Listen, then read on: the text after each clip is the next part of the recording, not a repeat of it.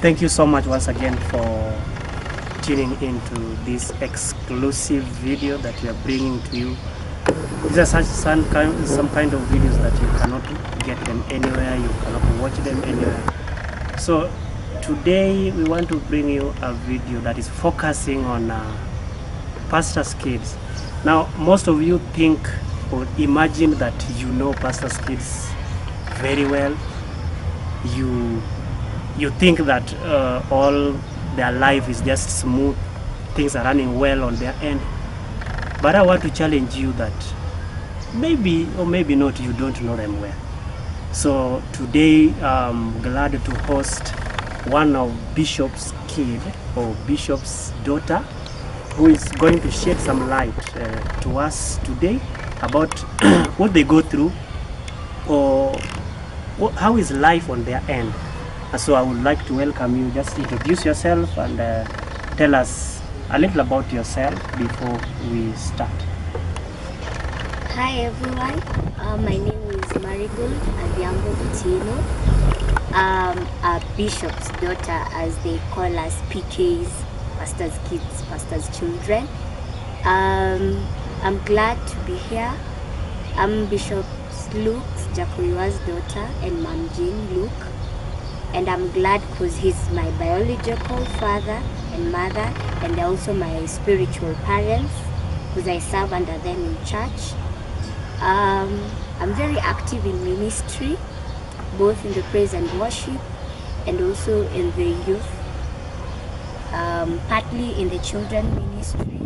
I'm a mother, which I'm so sure a lot of you will be asking questions like, she looks young. I'm a mother, a single mother, not yet married, single and waiting upon God. Yes, that's me. Now let's start it off from you are very active in church. Does it come automatically, like when you are a pastor's child you have to be active in church? It's not necessarily. I'm the firstborn in our family. We are 5 of us. We are 5 of us plus my cousin, so that makes us 6 and my son's here. And being a pastor's child does not necessarily mean that when you're a pastor child you have to be active in ministry. It's a decision I made on my own. With the way things were going, yes, we were brought up in church. Yes, we knew Sunday school. Yes, we knew church was good. But it was a conscious decision I made on my own to be active in ministry. And also because I understood my calling as a person, which everyone has to understand their calling as a person. It's not necessarily meaning that when you're a pastor's child you have to be involved in ministry. It depends on the calling and what you have in your heart and your relationship with God, your relationship with Christ. How also matters a lot, being active in ministry. But me, I'm active in ministry because it was a decision I made consciously to be in ministry. So it's either you're active or you're not. Yeah. It's not an automatic. It's not automatic. It's your parents who are pastors, it's not you. When somebody hears this, how do you think people take it when they hear that it's not an automatic? Like, what do you think is in the people's mind when they see you as a pastor's child? What do they see? So necessarily, as I was growing up, I think there's a point in my life I completely hated being called a pastor's child, because you're singled out among groups. So even when you go to school, when they're asking who can pray for us, they'll point you. They'll tell you, Marigold, pray for us because I'm going to a pastor. And I really hated that word, to a pastor, because at times it was segregating us to a certain kind of group of people who are termed to be holy, who are termed to be walking with angels everywhere. And what people forget is, us as pastors' children, we are also human beings. We are also living under this sufficient grace that we all have and claim. And it's us to understand, it's for people to understand that it is not me being a pastor's child, meaning that if I am a pastor's child, I'm very good, I'm very holy, I'm very okay, that I don't have my weaknesses and my strengths. I don't have my shortcomings in life. We are just normal human beings. We experience the same things that any other youth, any other child, any other mother, father will experience normally. So there is nothing so different about us. I think it's only people have just misunderstood the title pastor's children or pastor's family. Yes. Yeah, so as a pastor's child, people have so much high expectation about you people. People think you should not make mistake, you should not live a life of hypocrisy. People, how do you get this? How do you adapt to this? Socializing with people when people have high expectation that you should not make mistake, you should not live life of hypocrisy. Now, in your life, have you ever lived a life of hypocrisy? At a certain point in life, I think I had to have personalities. I think we call them personality disorders, because when you're a certain group of people, you tend to behave in a certain way. Then if you're in a certain group of people, you be a very totally different person. So I'll take my experiences back in primary. It wasn't that much, because it was just, we could take it as children's talk. High school also wasn't that big of an issue, because I think I kept it on the lowdown. For it was only a few of my friends who knew I'm a pastor's child. But now coming to campus, you now realize that life is very different from what you used to know in primary and high school. So when you come to campus, you have to make a stand. You either serve God or you don't serve God. And I used to have friends, yes, not all of them were born again. So when you're with the not born again friends, you'll tend to behave like them. When you're with your born again friends, you will tend to behave a certain way. So when you come back home, come back to church, there's this perception you have. People know that when you talk to a pastor, you're good, you're holy, you're prayerful, you're admirable, you're this great person. But now when you're in school, you have this other attitude. You don't want even people to know when you, yani history ya mtoto wa pastor ikitoka, you tend to cover it up so that you live your life without having these pressures of, if I walk in town, someone when sees me, someone, or walking with a boy, they'll be like, nasi ule ni mtoto wa pastor na anatembea na wavulana. So such things make most of the children pastor live a very hypocritical life, because you don't know your stand where you are or what you want to do, because a lot of things is expected in you. The way you relate with boys or men out here, your expectations for marriage, people think they are higher than normal expectations for young people. We are just human beings, nothing special. It's just maybe because the grace is sufficient and because we have a more greater spiritual covering compared to any other person. Because if your father or your mother is active in ministry, it therefore means they pray for you most of the time. They cover you with your prayers most of your time. So there's this special spiritual covering that is upon you, being a child of a pastor, who the pastor will be your spiritual head, and being a child of a pastor who now the same pastor is your father or mother. Your father is your pastor, and is your father is doubling up as your father, your pastor. How do you balance him as a father and as a pastor? Now, with time, it used to be very difficult to understand him as a father and also as a pastor. Because at times, when I was growing up, we didn't know the difference of a pastor and the importance of a pastor in your life. So at times, he would make decrees in our lives as a pastor, and you will take it as your father, not knowing that there's a special blessing that comes from your pastor, and there's a special blessing that comes from your father. So at some point, it used to make us not even, especially me, it used to make me at times, even when he preaches in the pulpit, I wouldn't take it as Pastor or Bishop Luke preaching. I will take it as my dad preaching. And I later discovered that it's messing me up, because now the blessing that I could get from him being the bishop and the pastor of our church, I was not getting that blessing. But yes, I was getting my fatherly blessing, him being the dad.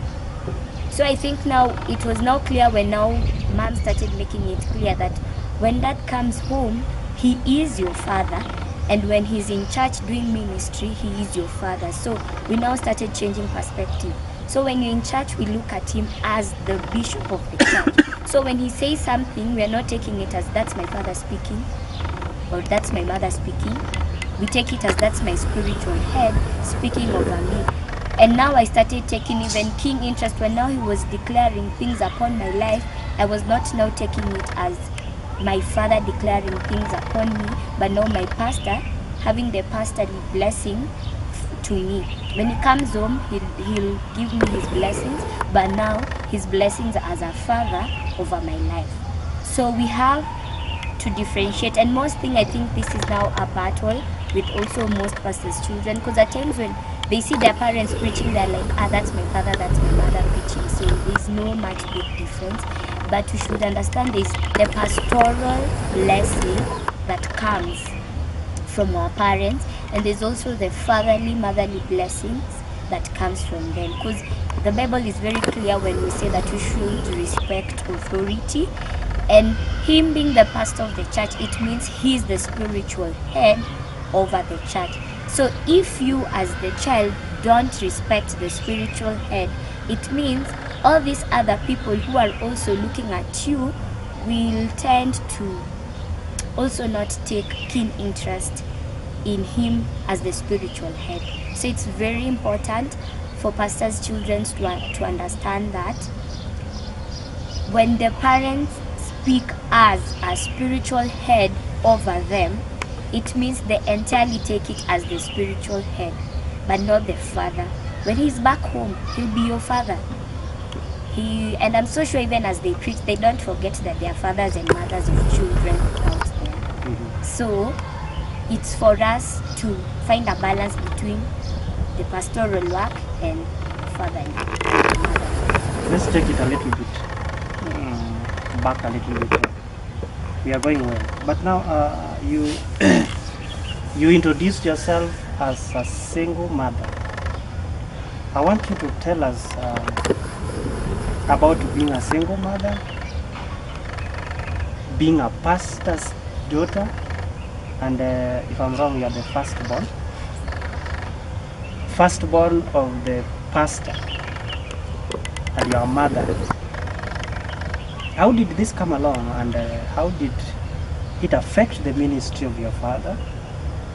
Because these are some of the things that pastors' daughters, some of the things they go through that they don't have platform where to share them, to encourage somebody else who is also going through the same thing. So how did this came along, and how did it affect your father's ministry, and how did it pick up again? And what can you, out of the whole scenario that you went through, what can you say about, or what can you encourage somebody who is going through it, or somebody who might fall a prey of the same? Now, it's very interesting. One thing that people don't really get is the Bible in Ephesians is very clear when it says we are not fighting against flesh and blood, but against principalities, powers, rulers. Now, principalities, powers, and rulers, it's not a war that is fought with people. It's a war that happens in the spiritual realm. And for me, I think I will say, which I later came to understand as years were going by, after getting pregnant, and I realized it was me who created a loophole for the devil now to use me, because it's always this way, it works this way.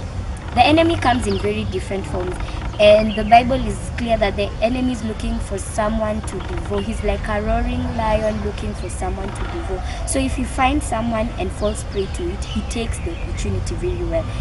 And during that time, my parents were very active in ministry, and they were praying so much.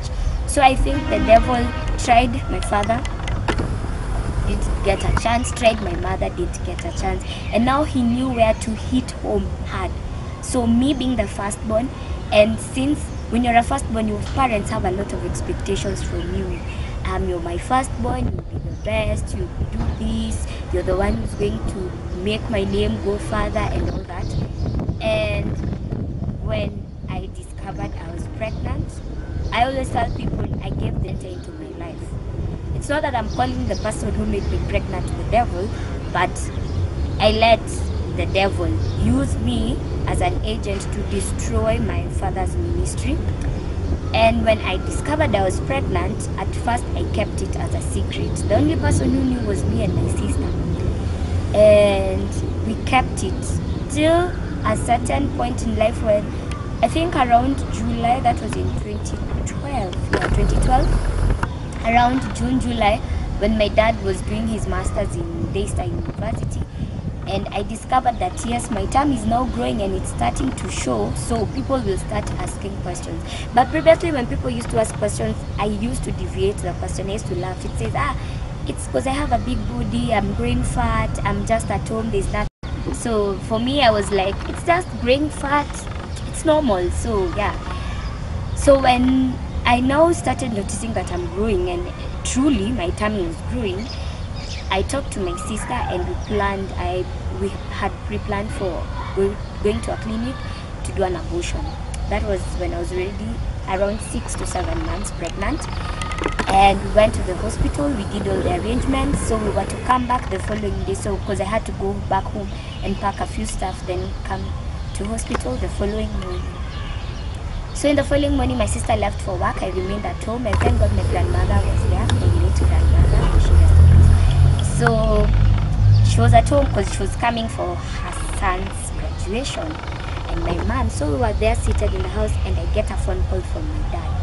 I'm like, oh, okay. So when I answered the phone and the name he called me, because there's a home name my dad calls me. So when he called me that, I immediately knew that my father knew I was pregnant. And there's one thing that up to date I'm grateful for my father telling me. He told me, Marigold, whatever you're going to do is sin, and because you've already committed a sin, so don't add another sin on top of you. And that really caught me. So when my mom came and asked me, is this your time or you're pregnant? I looked at her and laughed and told her, it's pregnancy. My mom just shouted. So for me, my grandmother was happy, because at least she will die seeing her great grandchild. So for her it wasn't a big issue, but for my dad, I think that was the biggest blow ever my dad ever got in ministry. It made him resign ministry work for I think a whole year, and that for me was the longest year ever, because now we couldn't live in the same house. I went to stay with my auntie in South B, who I thank God so much because she helped me during that process, and it wasn't so hard. In as much I wasn't on speaking terms with my father especially, it helped me because at least now I had a place where I could heal, I could collect myself and tell myself, yes, this is a mistake that has happened, but now I should not let my mistake define me.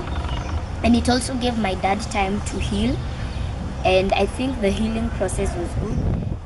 And it also made him see perspective of also the ministry where it was going, and the things, maybe the successes and the failures he hasn't done. But what I'm glad to this day is my parents never hid the fact that I was pregnant.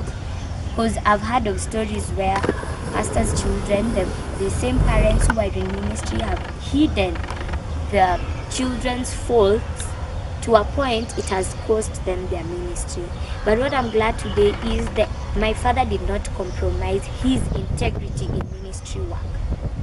He upheld his ministry, his integrity as a person, his integrity as a father, his integrity as a pastor, and most especially a senior pastor. And also for me, it made me uphold my integrity, because if you are pregnant and you don't say, it will now start as rumors in church. Do you know Nani's pregnant? So I went at the pulpit, which people up to date tell me I think I was crazy that day. But when my dad called me, yes, I went to the pulpit and said I'm pregnant and I'm asking for forgiveness both before God, before man, before myself and everything. yeah, it was a very funny scenario because people are crying in church. So at times you're wondering, hey, now I in church because they're not the ones who are pregnant. It's me, because if it's pain, I think it's my parents who are feeling the pain, not them. So okay, it wasn't clearly what people were thinking at that point, but I'm glad because it even stopped the rumors from people going and spreading rumors. And I went and stayed with my aunt till I gave birth to a very, very handsome boy. And I'm glad during that process because it made me even connect to God more. I prayed more, I sought his face more, and I prayed and dedicated my child to God. And I even told God, I'm not just going to name my child any name, but I'll name my child according to the name he will give me. So even the names my son has, it was a name that came to me in a dream. And apparently my dad also had the same dream. So it was, for me it was a confirmation, and for him it was also a confirmation that everything was going well.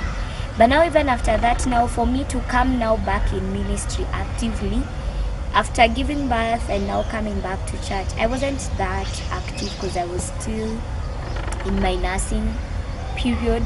So I wasn't that active in ministry. But now the moment I now decided to come back in ministry, now I think that was when I made a conscious decision that I will now serve in ministry, not because my dad is a preacher, my dad is a pastor, or my mom is the pastor's wife, but I will serve in ministry because that's what I'm making on my own as marital. And that is when now I became very active in children's ministry. Then later I went back to the praise and worship, which I used to do, but now I had to stop because of now all these issues.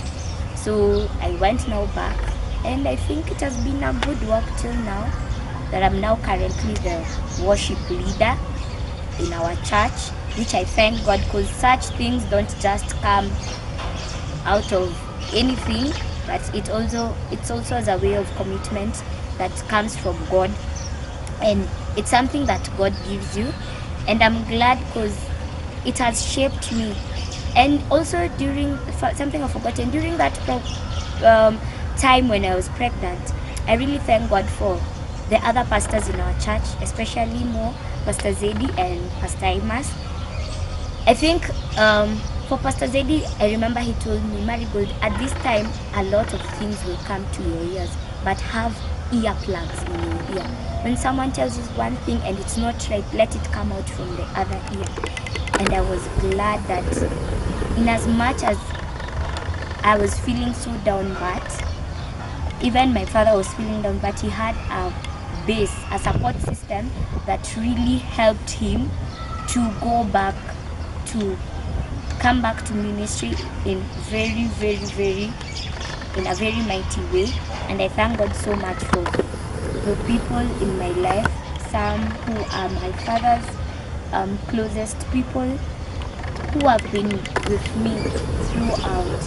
And I think majorly what I have learned in all this, that God, when David was a king, and the book of Psalms majorly it's about David giving his heart to God, and people ask why God called David a man after his own heart. The only reason why David was called a man after his own heart was because when David sinned, he acknowledged the sin, went back before God in a broken and a contrite heart, told God to have his way, and that's what made David stand. And as for me, I'm pretty sure that what has made me stand today is the fact that I acknowledged I sinned, and I went before God and repented and told God that you're the only one who can save me from this situation, not any other person, not my father, not my mother, not my friends.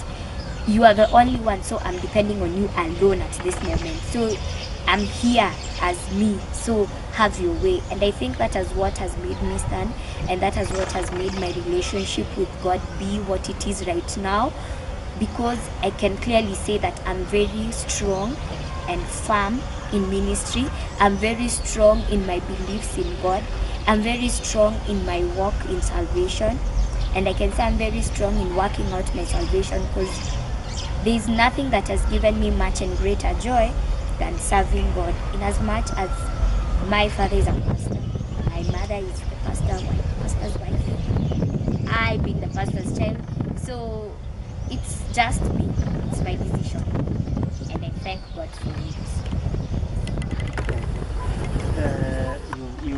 You've really shared a lot. But I want to ask you, do you think what God does not allow some things to happen to people just like that? Do you think God was teaching you something when it comes to, like you said, you used to take, well, even in church you used to take pastor as just your father. Yeah. Whether at home you take him as your father. So do you think God was trying to teach you something out of your father's ministry, that if you give that loophole, the devil can use you to bring your father's ministry down? And you've said, I wanted to ask, you've said that this thing has really made you strong. How has it strengthened your father's ministry, even after that, what your father went through, or your parents went through, being that they are pastors? And you've come back to the ministry, you're very strong, as you say. What do you think they have learned out of this whole process of you going through all this? I think for me personally, as very good, what I learned through all this process, there is a parable in the Bible where the light and the candle under the bowl. And clearly when you get saved, you are always marked for God's work. And also when you get saved, it's a clear distinction between now you're an enemy with the devil. The devil will find ways of standing and accusing you before God at every moment, because even the Bible is clear when it says that Satan is an accuser to the brethren. And for me as Marigold, during that time I had made standards for myself, not knowing that in as much as I'm making these standards, I need to incorporate God in the standards I'm making. So I made these standards as a man, not involving God. And now when I started compromising things, wasn't seeing, because I now started thinking, drinking is not bad, but if you can control it, it's good. Smoking is not bad, but if you can control it, it's good. So the moment you will start compromising your salvation as a person, that's the moment the devil now will use your compromises to now for any other thing he wants. Because already, if I start telling myself today, kunywa tu kidogo lakini kama unaweza jicontrol uko sawa, it means I'm now allowing pole shetani to come through pole. And now by the time you realize that the devil has taken over your life, it will be when now you're done for completely.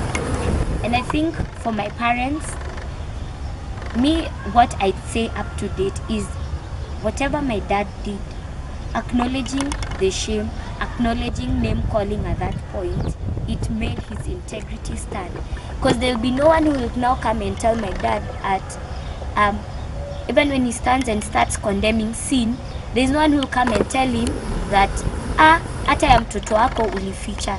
He has now a right to talk about sin, because if he couldn't hide his own flesh and blood sin, then any other person automatically he will condemn it, because now he has a right to condemn it and he has basis to condemn it also. So for me, I think it also made my dad's ministry in a way people cannot see it, or maybe we cannot see it, but I think his integrity also in ministry work has a very greater influence compared to the way he was. Because at some point they say some things happen in life, though some things we orchestrate them ourselves, but at times the things you go through in life make you and shape you to whoever you are right now. Because now I know I can give advice to other young single parents like me, but I'm not advocating for singlehood parenting. I'm not advocating for singlehood parenting because it's so hard and it's very tough. But if you ever find yourself in that mistake, number one, I'll tell you. Commercial break. When we come back, we'll continue that advice to the single moms or pastors' daughters who are maybe going through the same issues that she went through.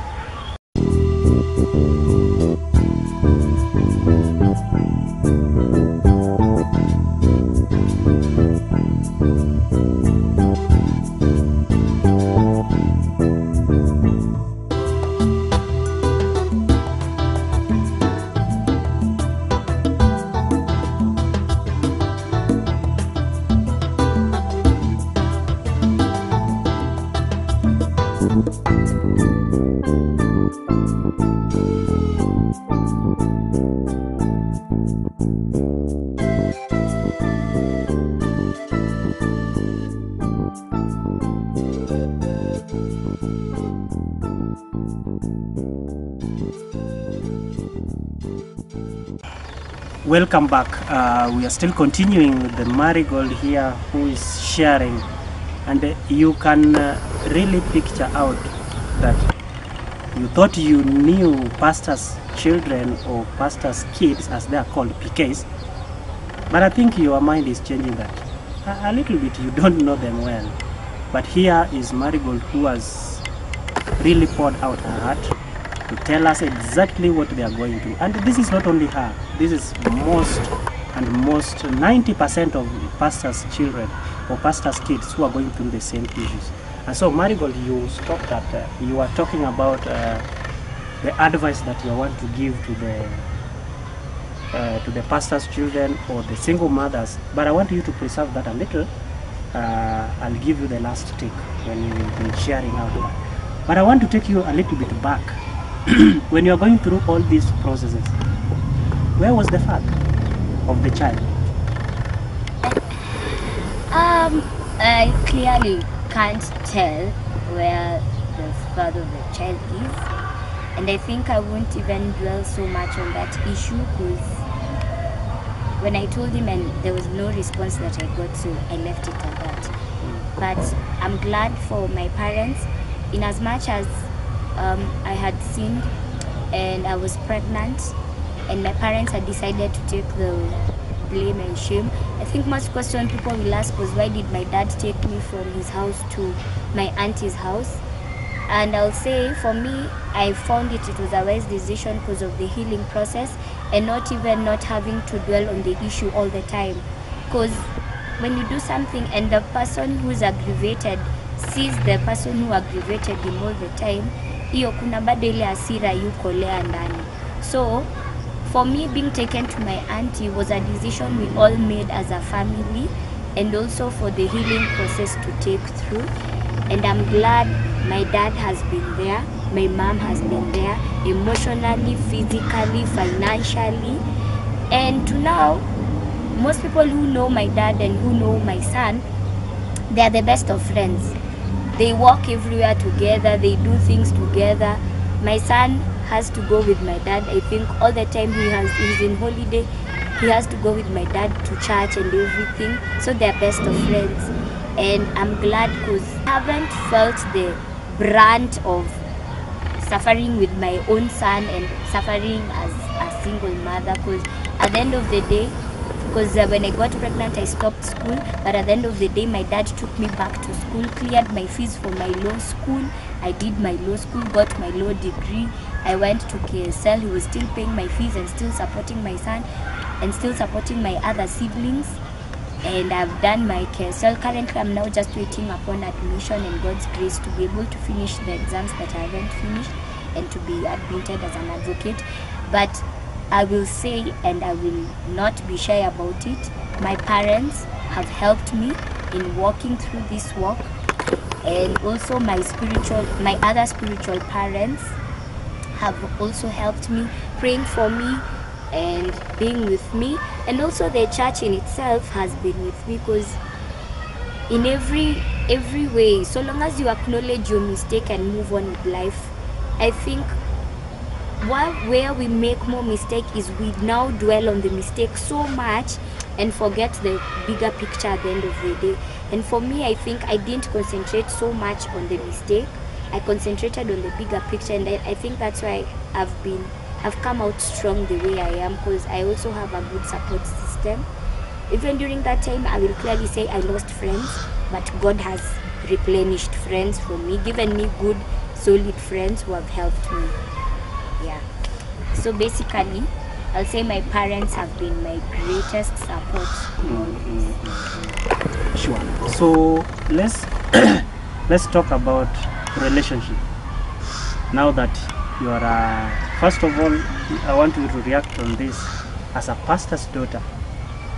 What are some of the expectations when it comes to relationship? People you relate with, thinking of taking this boyfriend home. is there some things you look at like how can I take this before a pastor? With the we started by the mindset that people have. Pastors' daughters or pastors' children are very holy. So when it comes to relationship, how do you, is there specific things that you look that people who are not pastors' children don't look? Because you will be taking this before pastors, before pastor, this is my boyfriend. How do you people tackle this issue of relationship? Second part of it, I want you to talk about now as you as a mother. You have a son, you are a pastor's daughter. How does this affect your relationship issues? When people come to your life, like I want to relate with you, and then you tell them I'm a pastor's daughter, and on top I have a child. How does this affect you as an individual? Okay, I don't know if it happens to other pastors' children, but I think on my side, I think being a pastor's child has somehow rubbed on me, and there's some things I can clearly say I can't. There are people who I clearly say I can't take home and tell my parents this is my boyfriend or future husband to be, because their standards as also normal parents, not in necessarily being a pastor's child, but their standard every parent has for their children. And for us, it's always very, if you're a pastor's child and your father or mother was on this doctrine that a good man is a man who knows how to dress well kept, looking nice, then you'll have a problem when you take home a guy with dreadlocks or has funny looking hair, or I don't know. But at the end of the day, I tell someone, when you're taking someone home to your parents, he should be someone you as a person you are proud to introducing him to, and also your parents will be proud to say this is my son-in-law. And even when he stands before people will not having questions, now ndio son-in-law wa Bishop Luke. So there's also, yes, this expectation people have towards you, that you should have this God-fearing, well-presented looking man who can also, people think that when my father is a pastor, I also should get married to a pastor. For me, I don't think I should also get married to a pastor. Me, my perspective is different. So long as me, what really matters for me is if the person who comes to marry me is a person who my destiny and his destiny are aligned together, then I think that's the essence of every marriage. But now we tend to lose the perspective of marriage in the sense that he has to be handsome, he has to be tall, he has to be this, he has to be that, but not the major thing we don't pray for is my aligned to his, is my purpose aligned to his. So in as much as you'll come with all these packages, but at the end of the day, what's your destiny towards all this? But for me, I think at a certain point in life I stopped now praying for the tall, dark, handsome, rich men and see what this perspective girls we have when we are young as we grow up. But now I realize marriage is not just a thing, a walk in the park. Marriage takes sacrifice, marriage takes commitment, marriage takes prayer. And a prayerless marriage, that's doomed for disaster. So for me, I will, yes, with my humanly perspective, I'll want the handsome, the rich, the good-looking man, the well-kept man. But at the end of the day, the question is my destiny aligned to his? Is my purpose aligned to his? And my own battle with relationships, yes, I've been in relationships which haven't worked because of 1, 2, 3. But when I gave back, and now you start, when someone comes and says, I want to know you better, and you're like, yeah, you want to know me, but number one fact, you have to know that I'm a mother. And they'll be like, okay, mother to a boy and a girl. Reactions are different. When it's a girl, it's so easy. Sana to the male counterpart, it's so easy. Because at least mpaka tu bado watu watafikiria kuna shamba ya kugawia ukijana ama nini msichana. But for a boy, it's always so hard when you say you're a mother to a son. People look at you like, son, na kwani baba mtoto wako wapi? And I think I've had those challenges. There are people who have clearly and bluntly told me, mi siwezi date msichana mwenye ako na mtoto. And you wonder, so kama wezi date, nani ndo anafanya date? And I think for a time it was a struggle with me, but I decided to take it before God and told God, in as much as I guess did the mistake, but it will not be a criteria for people to judge me or people to put their perspective upon their lives. And I think I dealt with those demons of thinking that when you're a single person, a single young girl, you can't get married. I know there's someone out there for me, which I'm very positive about it, so I won't mince words with it. But it has been hard. It's not an easy thing if you are in a single mother and you want a relationship, because at times people will just come to just think you're an easygoing person because already you have a child, so they'll just think, kupenya kwake ni rahisi sana. But I also think if you don't now have standards set for yourself as a person, it really now puts you and drains you down, and at some point it can give you depression. It can make you think you're worth nothing. But for me, I dealt with those demons and told myself, the one intended for me, the one intended for my son will come at the right appointed time. So that for me is not a worry. You are a pastor's daughter, you're born again, you love church. Have you ever faced relationship physically without God in it, without pastor's thing in it? Yes. Facing relationship. Yes, I have. And I'm telling you, that is the worst decision you can ever do as a born again person. Now this, I'm not speaking as a pastor's child or anything, but if you are a born again Christian and you have a relationship with a person who's not a believer like you, it's that spells doom for disaster at all costs. The Bible is very clear when it says a believer should not unequally be yoked with an unbeliever. It's very clear. Your standards are different. You're thinking A, he's thinking B. You're thinking F, he's thinking Z. So at the end of the day, you will still fight. And yes, there's a relationship I've entered physically because maybe he's looking handsome and saying, if I walk with him, I'll be good. But let me tell you, those relationships have ended up in disasters. Sometimes you break up even though you don't know you've broken up, but you just realize, tuliachananga. So at some point, it has made me take a hold on the relationship and find God and just tell God to have his way in my life. And I think it has really helped me and shaped me to who I am today. And I will tell people, especially don't rush it.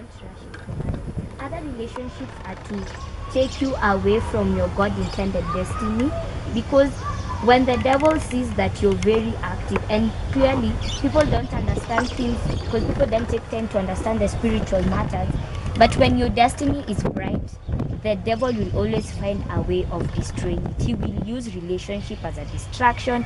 He will use friends as a distraction. So you have to be very sharp. You have to be very clear.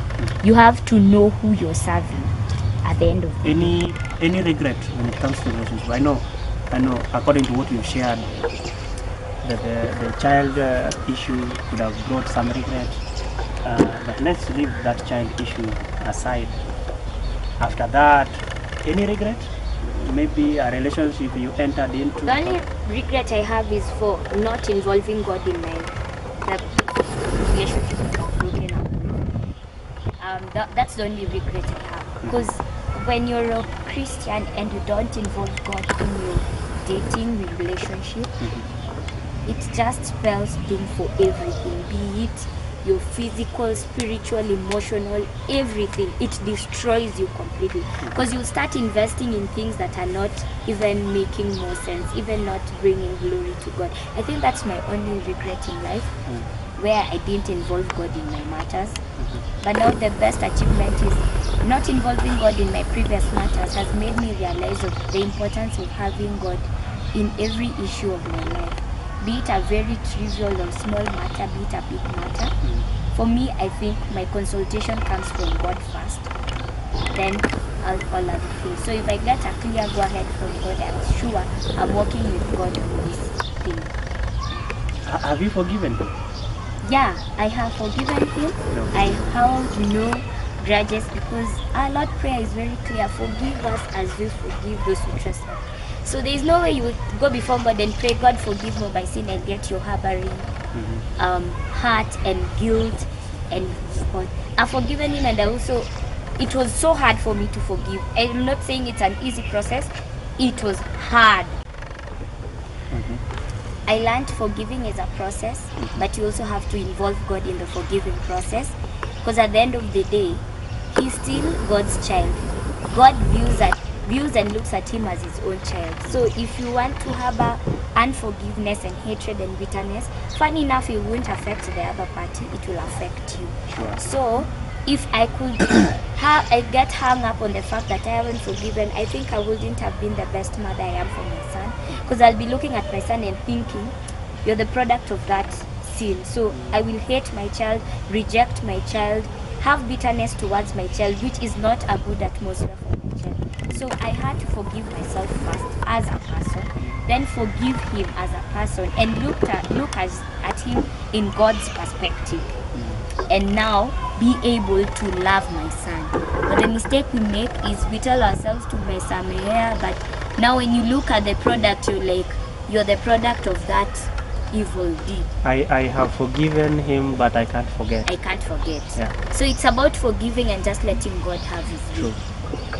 Have you, as a pastor's child, can you just miss church just like that? You just don't.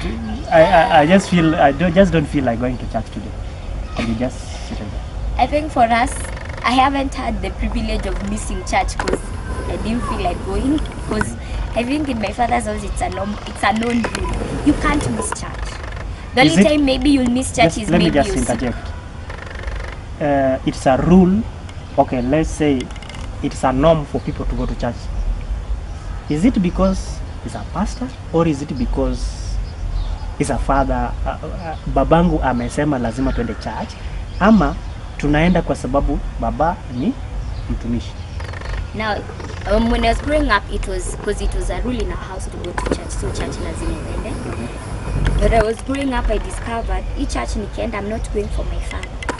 I'm going for my own spiritual growth. And I think my perspective changed. So right now when I'm going to church, I'm not going to church because my father is the pastor of that church.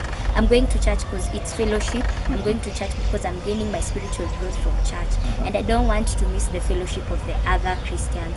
And I'm going to church because it's me who just wants to go to church. Not because I'm being forced into going to church, but I'm going to church because I love going to church. I find solace going to church rather than staying home and listening. Yes, at times I listen to preaching, but for me I find it awkward on a Sunday just staying at home. I find it there's something I'm missing. There's this fellowship and gathering. Because at times for me I feel like there are people in church, I'll see them on Sunday, the next time I'll see them is the next Sunday, and I'll want to have this fellowship with them. So for me, it's a decision I make. For me, church is a must attend. Personally as Marigold, not because my dad is a pastor, but also at times it's good for me to go as a pastor's child, because when my dad will stand at the pulpit and tell people coming to church, when his own family is not coming to church, people will start asking questions. Mbona unatulazimisha tukuje kanisani na watu wa kwako hawakuji kanisani? So they also say charity begins at home, and even the Bible is very clear, when you're a church elder you have to show family from your house, so that when you come to church, it is still replicated the same. So by the fact that you also feel like it's good to go to church, but again there's that push. Yeah, you have being a father, being a daughter to the pastor, there's that push as well. Yes. That you just have to be in church. Yeah, to support your father's ministry. Because if you are not there, which basis will your father have of standing there at the pulpit and telling people, why did you not come to church this Sunday? Because as someone, you have the right of asking the pastor. And you're asking me, I'm not coming to church. Have you asked your children why are they not coming to church? Or have you asked your wife why she's not coming to church and attending church? So at times, in as much as we have made that decision, but it's also as a way of supporting Comforters ministry, so that people don't see that we've left my dad in all these things. There as the family to support. Even when other people don't come, at least he has his family and his soul. Because he's also a human being. There's a saying that error is a human being, or mistakes are for people. Should we expect mistakes from pastors? Or they should not make mistakes? Mistakes are prone to evil. Falling is prone to evil. Even the greatest men in the Bible fell, maybe because of disobedience, maybe because of rebellion, maybe because of them not understanding why they are there. But for everyone who has put his expectation that a pastor's child is the holy angel Gabriel, I'm sorry to disappoint you at now and tell you, pastor's children are human beings.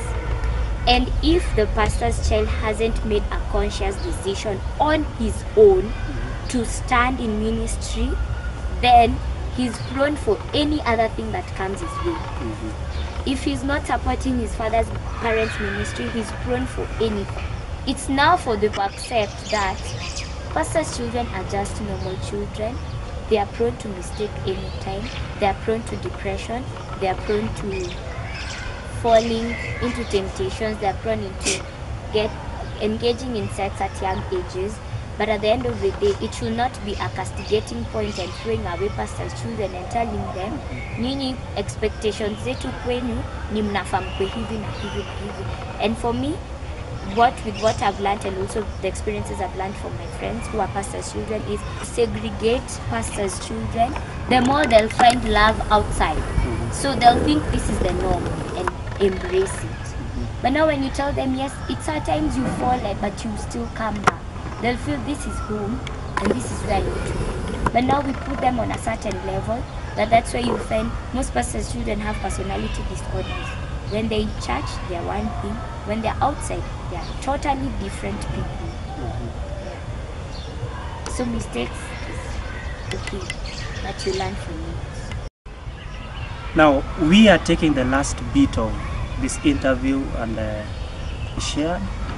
she has said a lot about what are going through inside these buildings that you are seeing, more so the houses of our pastors or bishops. So I think I'm very sure that this video is changing your mentality, how you viewed pastors' children or how you viewed pastors' daughters.